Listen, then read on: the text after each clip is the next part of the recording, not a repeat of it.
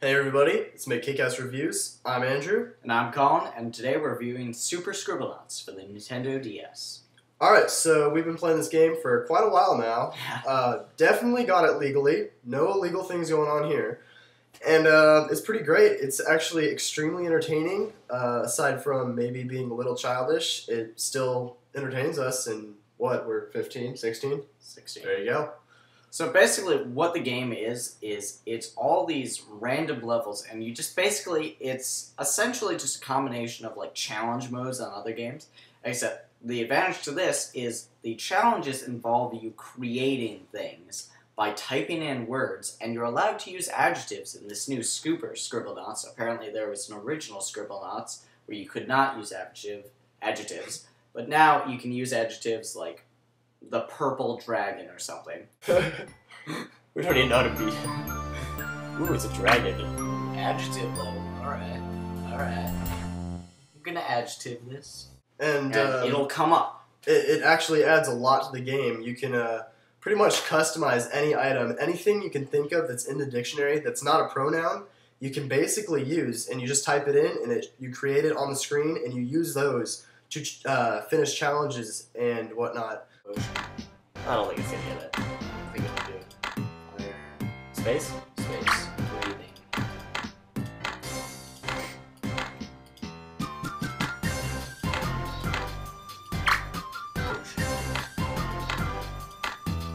What kind of, like, limit on the words are there? No way! Yeah! Oh, no, not them. The other one. What? Because he's the one you're supposed to... No! Oh! This game is awesome. Some of them are trying to get your character to another place, so you have to use stairs or a jetpack, or other ones you're trying to help a person and they want a certain object and you have to figure out exactly what they want. Oh, what are you doing to me? Oh shit! Yeah, dude. Oh shit! Oh shit! no way, Dude, we ruined that man. We turned him into a goddamn dragon. You have to create it. And there's also even some puzzle stages that can actually get quite challenging. There was a few that we completely just gave up on. Okay, fuck this level. I'm done. Yeah, like what? No, I can't really call it on the DS.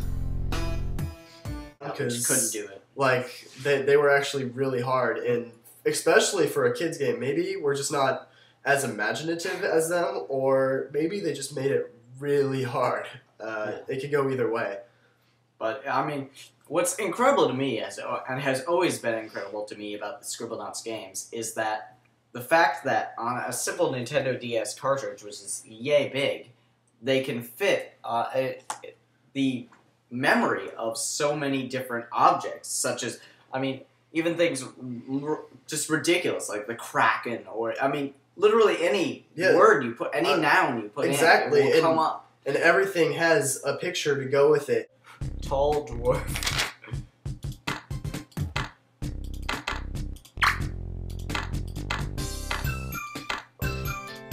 That'll totally work, right? Oh my god, I can't believe that worked. Oh shit! Oh, what? And even with specific the adjectives, setups to it. Exactly, and they all have certain characteristics. Like you can make a UFO that flies or an airplane. It's all really cool and really dynamic, and you can pretty much do whatever you want. There's some sandbox levels where you can create your own level. You can actually change the terrain on the level, or you can just create a Kraken, like Colin said, and you can also create a dragon and just have a full-on brawl. It's pretty cool in that way. Yeah, things can even interact. Different AIs can interact with each other, such as fighting or even working together.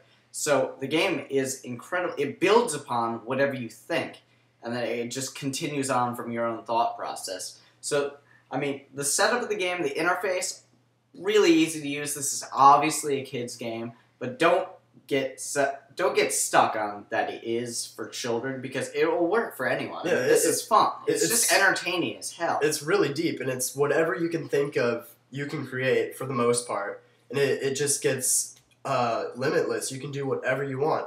Now there are some drawbacks, not like huge drawbacks, because I mean you can always mute your audio, but the music in it gets quite repetitive, and it shows how childish of a game. It's very annoying music. Think about muting. Think honestly. of the Pokemon music slowed down with high pitched noises.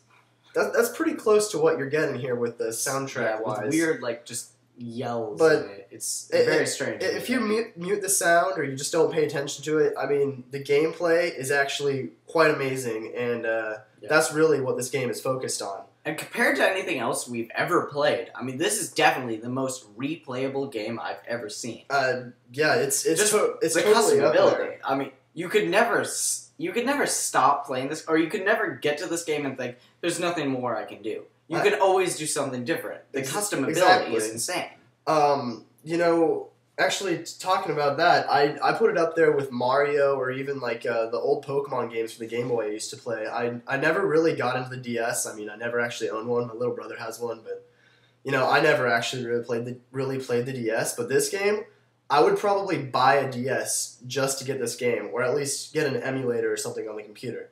And that's what makes it so great. So the replayability is pretty good, and so far the only drawback I can see is the music. Sometimes the hints, because you can actually get the game to give you hints if you're stuck on a challenge level or something where you're really just not sure what they're asking for. But sometimes those hints don't exactly work out. Are they nocturnal? Which happened to us, and we had to stop. It was on some of the levels you really just don't know what is going on, and you can't figure out exactly what you're supposed to be putting in, or you'll put something in and it'll seem right, but it's clearly not because it won't give you the little check mark, and so that gets a little annoying. But I mean, overall, I'd say this is one of my favorite games for the DS, if not my favorite game for the DS of all time. And actually, going back onto the challenging levels part, even though there are some challenging levels, the game doesn't force you to beat a level to continue on to the next one. You can actually go through the menu screen and choose which levels you want to do, so you can skip over a level and still continue the game without actually having to complete every single level.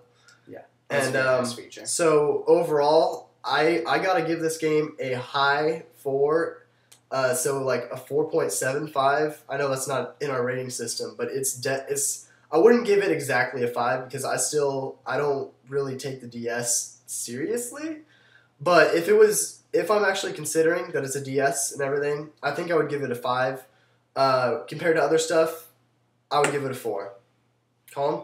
I would definitely give it 4.5, I'd say, just because, I mean, the music and stuff kind of annoyed me, and I don't really like playing child games, but if you have a bunch of people around, this is almost a party game, and even though it's solo played, I feel like this is a game that you just sit there and you have a bunch of buddies or whatever over, and you can all just chip in and be like, oh, give him a flamethrower.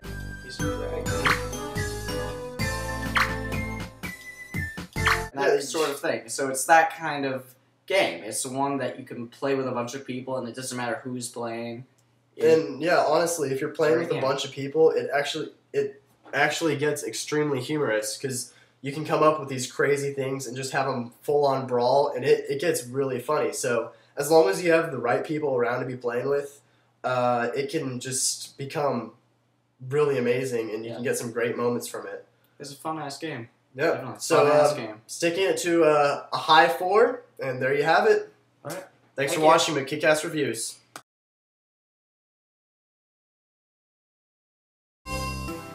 You piece of shit.